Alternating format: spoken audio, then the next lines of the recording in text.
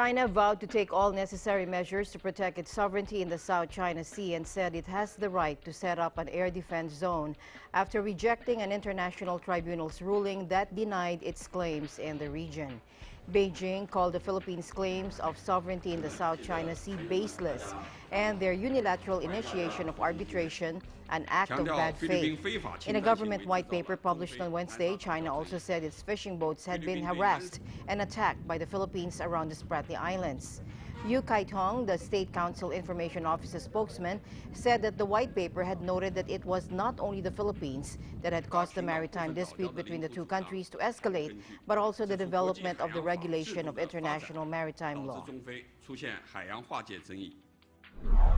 The temporary arbitration court ruled on the case illegally, which is a deliberately planned political farce in the name of law. The so-called arbitration result is illegal and invalid, and it will not change the fact that the islands in the South China Sea have always been within China's territory, and it will not deny China's claims of sovereignty and maritime rights in the South China Sea.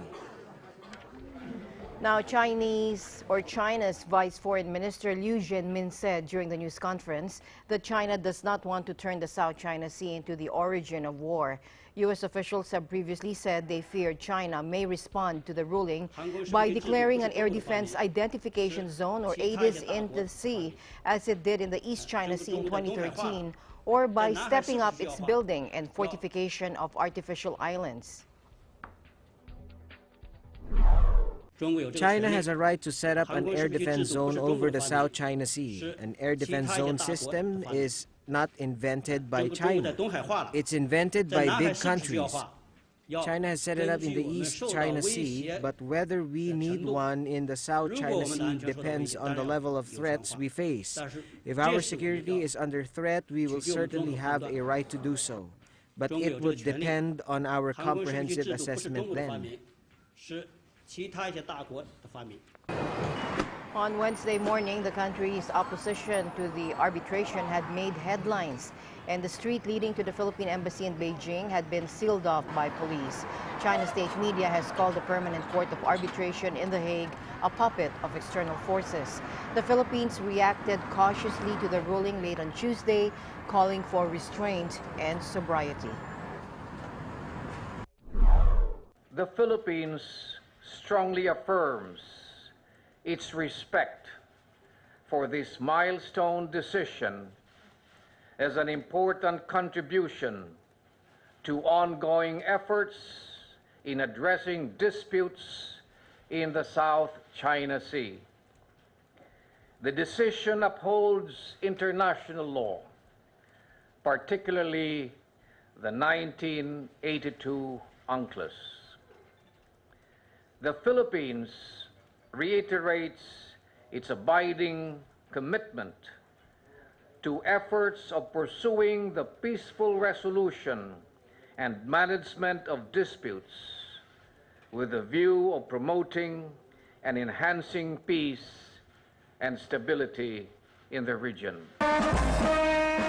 Meanwhile, a Japanese Coast Guard vessel has arrived in Manila for a joint exercise, though the Philippine Coast Guard says it wasn't timed to coincide with the tribunal's ruling on Manila's case against China's claims in the South China Sea.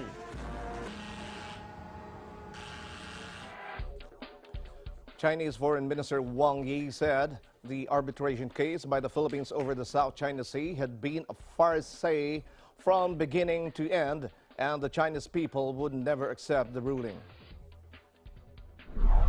The Chinese people will never accept this arbitration case with far-fetched procedures and law application and full of loopholes in evidence and fact-finding. All the people upholding justice internationally will not agree with it. Now this farce is over, and it's time to get back on the right track.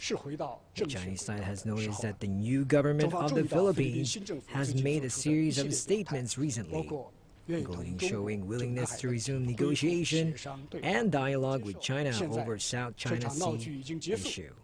是回到正确轨道的时候了。中方注意到菲律宾新政府最近做出的一系列表态，包括愿意同中国。Meanwhile, in moves likely to antagonize Beijing, the Coast Guards of Japan and the Philippines took part in simulated rescue and medical response exercise off Manila Bay, part of what the two countries have called efforts to improve maritime security and combat crime and piracy. About 50 Coast Guard personnel from Japan and 15 from the Philippines held simulated rescue exercises aimed at combating piracy and armed robberies at sea. Philippine Coast Guard spokesperson Armand Balilo told journalists the exercise was not part of territorial disputes in the South China Sea. Ang layunin naman nito ma-enhance yung interoperability ng mga units, ma-enhance yung skills ng mga participating organic personnel from both Japan Coast Guard tsaka ng Philippine Coast Guard. Wala kaming natatanggap na directive.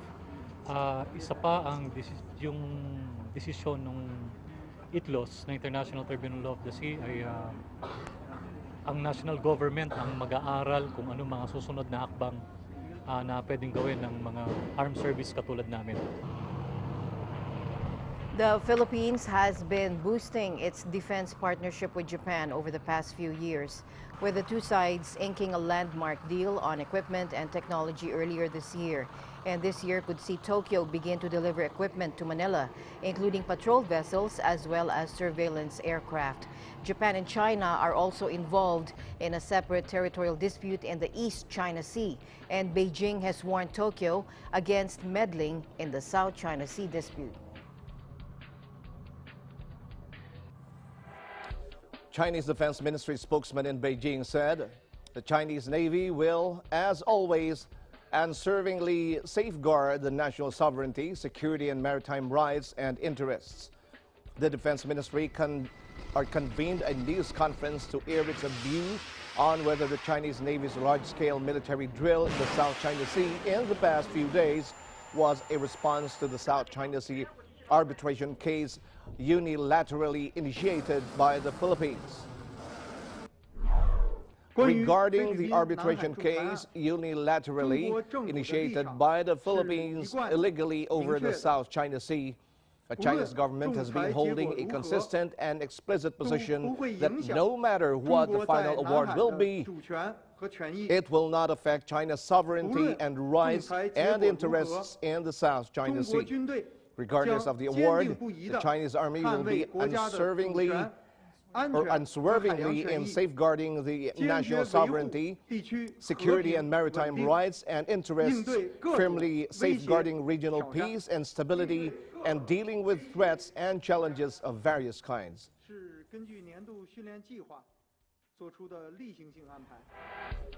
Meanwhile, Beijing's ambassador to the U.S. earlier blamed the rise in tension in the region on the United States' pivot towards Asia in the past few years. Take a look.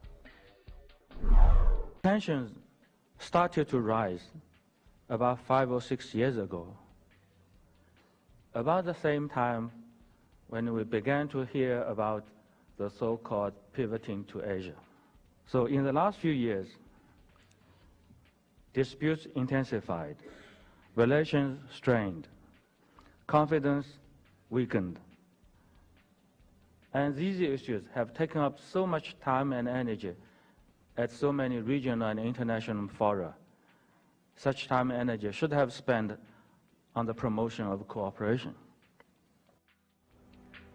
Sui Tiankai said the arbitration case will probably open the door of abusing arbitration procedures. So this arbitration case will probably open the door of abusing arbitration procedures. It will certainly undermine or weaken the motivation of states to engage in negotiations and consultations for solving their disputes. It will certainly intensify conflicts and even confrontation. In the end, it will undermine the authority and effectiveness of international law. China has no alternative but to oppose to it and reject it. We are doing this to safeguard our own interests, as we have the right to do so. But more importantly, we are doing this to defend international justice and the true spirit of international law. But tensions started to rise about 5 or 6 A day after an international tribunal said China had no legal basis for its expansive claim to the South China Sea, Beijing issued a policy paper saying the islands in the South China Sea are China's inherent territory. In a policy paper released Wednesday, China's government asserted its sovereignty over the islands and their surrounding waters and opposes other countries' illegal claims and occupation. It is the Philippines that has created and stirred up the trouble, said Vice Foreign Minister Liu Zhenmin in introducing the paper. The paper blamed the Philippines for violating an agreement with China to settle the disputes through bilateral negotiation and said Manila distorted facts and concocted a pack of lies to push forward the arbitral proceedings. Meanwhile, an analyst tells AFP that Beijing would accept the very damning ruling by an international tribunal that its claims to a vast swathe of the South China Sea are invalid and China could take physical action in response. It significantly limited the amount of maritime area and maritime entitlement China can claim in the South China Sea. It ruled Chinese activities in the Philippine exclusive economic zone illegal, and very damningly, it ruled that Chinese activities have destroyed maritime ecology, and China has failed to fulfill its obligations to protect maritime environment. So overall, the ruling has been very damning to China. So in the long term, arguably, it can convince China to reevaluate the diplomatic and political cost of its expansive claim and gradually bring its claims into compliance with law of the sea. But in the short term, I don't think it changes any of the fundamental political, diplomatic, or geopolitical dynamic in the South China Sea. Immediately, China will dig its heels. China will reiterate its stance of not accepting the legitimacy of the case, the legitimacy of the tribunal, or the legitimacy of the ruling. And China will apply pressure on neighboring countries, especially Southeast Asian countries, to prevent them from issuing statements in support of the ruling.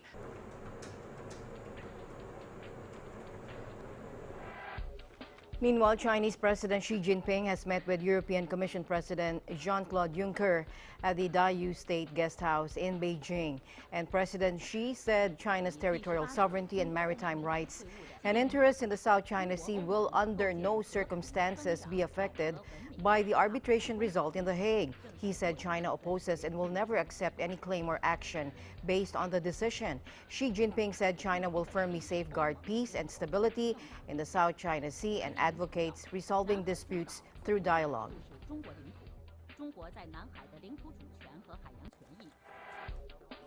An international court ruling on the South China Sea dispute has angered not only China but also Taiwan, who's preparing to send a warship into the waters. Yi Mingwu reports. President Tsai Ing-wen boards a warship heading into disputed waters in the South China Sea a day ahead of schedule. An international arbitration court ruled against China's claims to virtually the whole area, but it has also angered Taiwan. Tuesday's announcement said Ituaba, called Taiping in Taiwan, is a reef and not an island. Therefore, Taipei doesn't hold any rights to an exclusive economic zone around it. It's a decision that has upset the government. This ship represents Taiwan.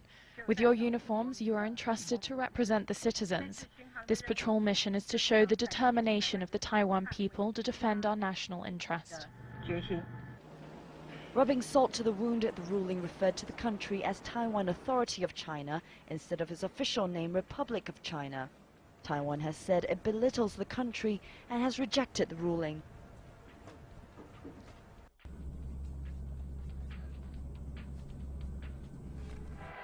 Meanwhile, the U.S. said it has seen signs in recent weeks of continued militarization by China in the South China Sea. We have been nothing but consistent for many months about our concerns about militarization of features in the South China Sea. President Xi, when he was here, standing next to President Obama, made clear that they weren't going to do that. We have seen some signs in recent weeks that some of that activity continues, and we have been, again, very consistent, very clear with our Chinese counterparts about our ongoing concerns in that regard. Now, Kirby also said that China would be in violation of international law if it ignored the arbitration court ruling, which found that China has no historic title over the waters of the South China Sea. The United States military has a presence in the Pacific. We are a Pacific power. 5 of our 7 treaty alliances are in the Pacific. We have enormous security commitments in the region. And when we operate our ships and our aircraft, we do so in international airspace and international maritime space. And we train with our allies and our partners. And those are serious obligations because our military has a responsibility to protect and defend the United States' national security interests. And we've been doing that for a long time, well before these issues in the South China Sea came up.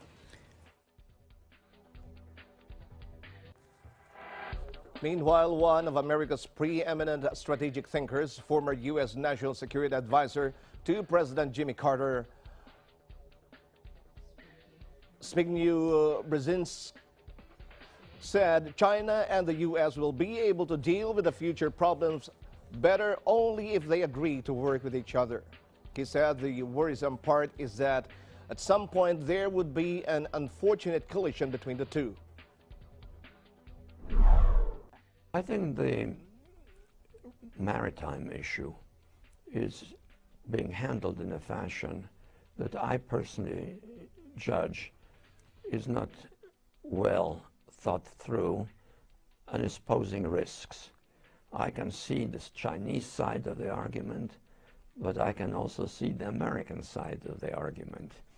And both of them have cases that they can make and argue for, while at the same time the relationship between the two of them worsens. Because each side claims it is right and therefore has the inclination to use some degree of force or possibility of force to assert it. But that is true also of the other side, and we do not know whether at some point there will not be some unfortunate collision between the two. So that worries me. On the whole, however, both leaderships, both the Chinese and the American leaderships, realize that the two countries are obviously the most important countries in the world. And if they can work with each other, if they can also draw in Russia to become a partner among them, I think they can be prepared better than they are for dealing with the kind of problems that we're likely to face over the next decades, 10, 20, 30 years, on the political arena. Obviously, we all are affected by the non-political, non-military problems that are developing. All of that means that the more the big countries cooperate, the more effective we are likely to be in dealing with the problems that are surfacing with increasing intensity.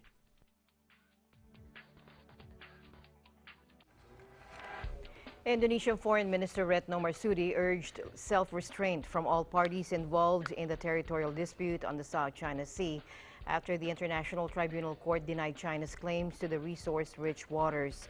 Indonesia is not one of the claimants, but has been increasingly involved in the matter after Beijing said waters near Indonesia-ruled Natuna Islands are subjected to overlapping claims. Retno said Indonesia has been pushing for and reiterating the importance of regional peace and stability. Last but not least, Indonesia has also been urging this matter to be resolved through negotiations. Meanwhile, Australian Prime Minister Malcolm Turnbull and Foreign Minister Julie Bishop urged China and the Philippines to follow the South China Sea Permanent Court of Arbitration ruling. We have no position on the competing claims to sovereignty. We have no claims of our own. But we insist that it is absolutely vital that all countries abide by international law, settle disputes peacefully, and in the context of this particular dispute that has been the subject of the decision last night, that both countries abide by the decision of the tribunal. It is an important test case for how the region can manage disputes peacefully. It's an opportunity for all parties in the region to come together and for claimants to re-engage in dialogue with each other based on greater clarity around maritime rights. And it is an important trade route for Australia. It is also a very important maritime route globally. And so we urge all claimants, because there are a number of competing and overlapping claims in relation to the South China Sea, to resolve their differences peacefully, to negotiate, and in the case of the Philippines arbitration, for both parties, China and the Philippines, to respect the outcome of that decision.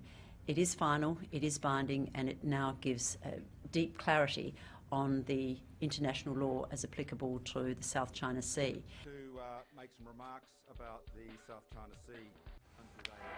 Vietnamese ambassador to the Philippines, Truong Thu Duong, described the tribunal ruling favoring Philippines against China as a good platform to assert sovereignty rights in the West Philippine Sea. Vietnam is also affected by the 9-line claim of China that was based on a map adopted by the Kuomintang government back in 1947. Nea Mangawang has more. Vietnam ambassador to the Philippines, Truong Thu Duong, congratulated the Filipino people following the favorable decision rendered by the Permanent Court of Arbitration in The Hague in relation to the arbitration case filed by the Philippines against China. Ambassador Truong said he respects the decision, which he described as a good platform for the Philippines to assert its rights in the West Philippine Sea, the area China claims as theirs. First, I'd like to congratulate the Philippine people over this victory. For us, we have expressed that Vietnam always respect any decision that the tribunal can make concerning the case, and we respect and we will try to abide by that. And for the Philippines, I think that this can be a very, very good platform for you to proceed, to go forward. Ambassador Truong added that the court ruling will serve as an encouragement for Vietnam to also defend their sovereignty in certain areas being claimed by China through the 9-line. It is an encouragement for Vietnam in defending our sovereignty and in preserving peace and security in the region, especially in the South China Sea. The Vietnamese envoy also expressed hopes that ASEAN countries will soon issue a unified position in the sea dispute. We are working on that, and we do hope that within ASEAN we can have a common voice. Let's wait and see. And I really want to have and hope for the best. Vietnam is among the countries that claim ownership of certain islands in the West Philippine Sea. For Eagle News, Nea Mangawang, I am 1 with 25. European Union Foreign Policy Chief Federica Mogherini says the European Union does not take a stance on sovereignty in the South China Sea, but urges parties to respect decisions granted by the court. And while the European Union, as you probably know very well, does not take any position on sovereignty aspects relating to claims on land and maritime space, the European Union does call upon the parties to fully respect decisions rendered by the relevant courts and tribunals. And in particular, we always invite our partners and friends to settle disputes in a peaceful and cooperative manner and avoid escalations that would be detrimental for the entire region.